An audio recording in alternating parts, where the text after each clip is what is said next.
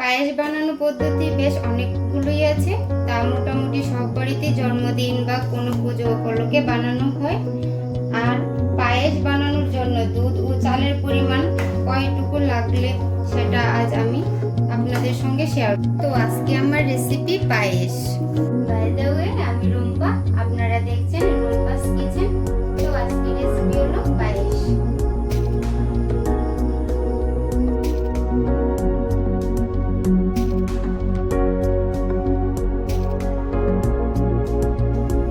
আপনারা চাইলে প্যাকেটের দুধও নিতে পারেন। তো আমি এখানে গরুর দুধ নিয়ে নিয়েছি। এখন গ্যাসের ফ্লেমটাকে হাইয়ে রেখে দুধটাকে ফুটিয়ে নেব।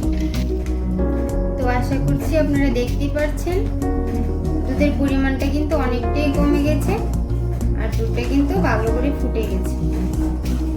তো এখন আমি চালটাতে 2 চামচের মতো ঘি মিশিয়ে এটাকে মাখিয়ে নেব। তো আপনাদেরকে একটা টিপস বলে দিই, 1 লিটার দুধের মধ্যে 50 গ্রামের মতো চাল লাগে। তো আজ আমি এখানে 50 গ্রামের মতো গোবিন্দভোগ চাল নিয়ে নিয়েছি। এখন 2 চামচ ঘি দিয়ে চালটাকে ভালো করে মিশিয়ে নেব। তো চালের সঙ্গে প্রথমে একটা তেজপাতা ছিঁড়ে দিয়ে দেব। দিয়ে দিলাম বড় চামচে 1 চামচ ঘি। তো ঘিটা দেওয়ার কারণ হলো ঘিটা চালের সঙ্গে ভালো করে মিশিয়ে দুধের মধ্যে দিলে চালটা কিন্তু একদমই নিচে লেগে আসবে না আর একদম চালটা কিন্তু সরে সরে। তো আমার চালটা মেশানো হয়ে গেছে, এই দেখুন। তো এখন আমি দুধের উপরে আস্তে আস্তে করে দিয়ে দেব। তো এখন চালগুলো আস্তে আস্তে দিয়ে দেব। 2 চামচের মধ্যে দিয়ে ভালো করে নাড়াচাড়া করে আবার দিয়ে দেব।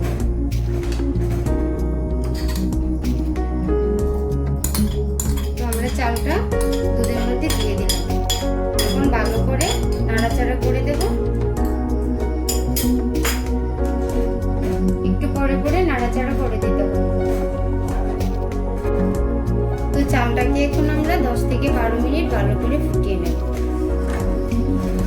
আর এদিকে কাজু আর কিশমিশগুলো ভালো করে জল দিয়ে পরিষ্কার করে জলে ভিজিয়ে রেখে দেব কিছুক্ষণের জন্য। 10 থেকে 15 মিনিট ভিজিয়ে রেখে দেব। কাজু আর কিশমিশটাকে আমি ভালো করে 3 বারের মতো ধুয়ে জল দিয়ে ভিজিয়ে রেখে দিয়েছি। তো দেখুন আমার পায়েসটা কিন্তু ফোটানো 10 মিনিটের মতো হয়ে গেছে। তো এখন ভালো করে নাড়াচাড়া করে আমি 2 এলাচ দিয়ে দেব। তো দেখুন 10 মিনিট হয়ে গেছে, আমার চালগুলো কিন্তু ফুটে এসেছে আর দুধটা অনেকটা ঘন হয়ে গেছে। এখন 2 এলাচ দিয়ে দেব। আমি এলাচগুলো কিন্তু একটু ফাটিয়ে দিয়েছি। এখন দিয়ে দেব কাজু আর কিশমিশগুলো।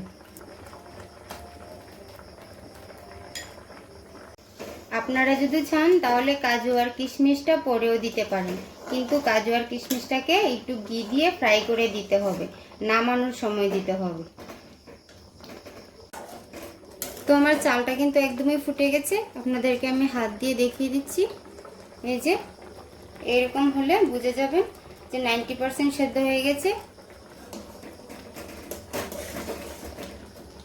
তো পায়েসটা যখন 90% সেদ্ধ হয়ে যাবে তখন কিন্তু আমি চিনি, আপনারা চাইলে আমি চিনি দিয়ে দেব, আপনারা চাইলে বাতাসা বা গুঁড়ো দিতে পারেন। তো আমি এখানে 3 চামচের মতো চিনি দিয়ে দেব।